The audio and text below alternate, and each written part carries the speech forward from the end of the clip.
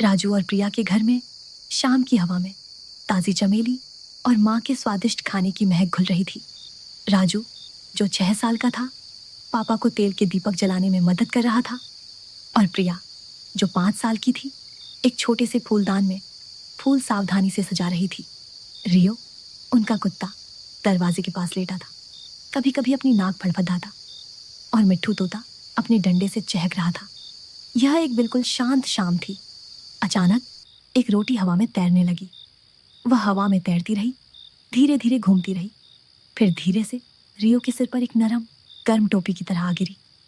रियो ने पलकें झपकाईं, भ्रमित होकर, फिर अपना सिर टेढ़ा किया, जिससे रोटी फिसल गई। राजू और प्रिया हंसने लगे। क्या आपने देखा पापा? राजू ने पूछा। पापा मुस्कुराए। शायद रसोई की परियों को भूख लगी है। लेकिन फिर नमकदानी खुद ब खुद मेज पर नाचने लगी, अपने पीछे नमक की एक छोटी सी लकीर छोड़ती हुई, और एक चम्मच खाली बर्तन पर एक अजीब सी ताल बजाने लगी। टप टप टप। कौन सा अदृश्य नर्तक माँ की रसोई को इतने अजीब तरीके से जीवंत कर रहा था? राजू और प्रिया ने मेज के नीचे, फिर पर्दों के पीछे देखा। रियो ने सावधानी से सूंघा। आखिर में एक बड़े मिट्टी के बर्तन के पीछे उन्होंने उसे देखा। एक छोटा, चमकीला, पारदर्शी रोशनी का गुच्छा, मिट्ठू से मुश्किल से ही बड़ा। वह धीरे धीरे तैरता रहा, धीरे से हंस रहा था, एक आवाज छोटी छोटी बुलबुलों के फूटने जैसी। यह एक गप्पू भूत है, प्रिया ने फुसफुसाते हुए कहा। उसकी आंखें आश्चर्य से चौड़ी थीं, डर से नहीं।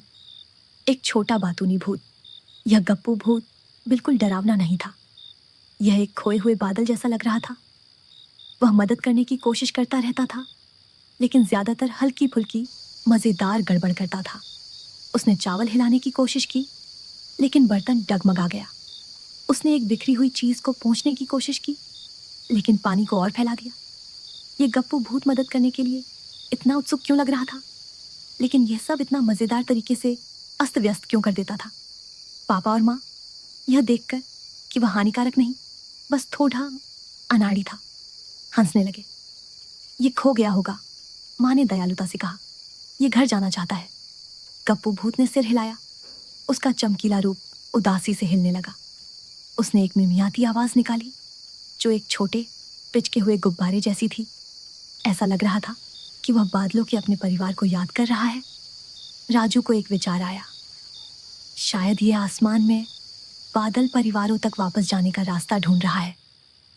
लेकिन एक खोए हुए छोटे भूत बादल को आसमान में उसके घर कैसे भेजें? उन्होंने गप्पू भूत को रास्ता खोजने में मदद करने का फैसला किया।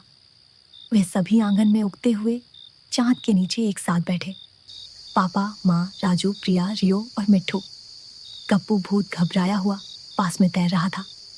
माँ ने एक नरम पुरानी लोरी गाना शुरू किया, परिवारों और घर के बारे में एक गीत। जैसे ही माँ ने गाया, राजू और प्रिया ने हाथ पकड़ ढे, और पापा ने धीरे से रियो के फर सहलाए। मिट्ठू भी पास आकर बैठ गया, नरम सुकून देने वाली चहचहाहट कर रहा था। गप्पू भूत उन्हें देखता रहा। उसका चमकीला रूप थोड़ा और स्थिर हो गया। उसने पहले कभी इतना पारिवारिक प्रेम नहीं देखा था।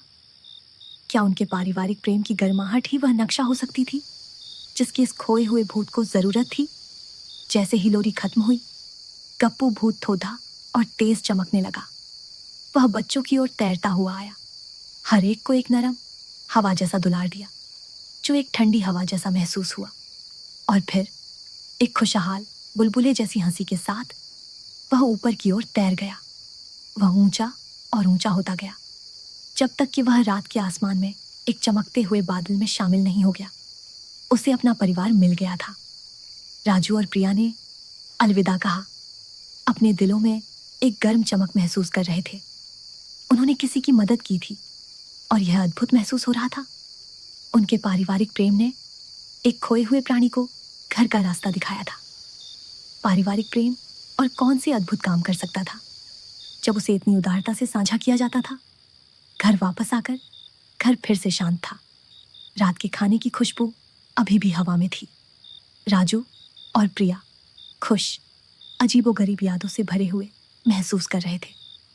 वे अपने बिस्तरों में दुबक गए, अपने प्यारे परिवार के लिए बहुत आभारी महसूस कर रहे थे।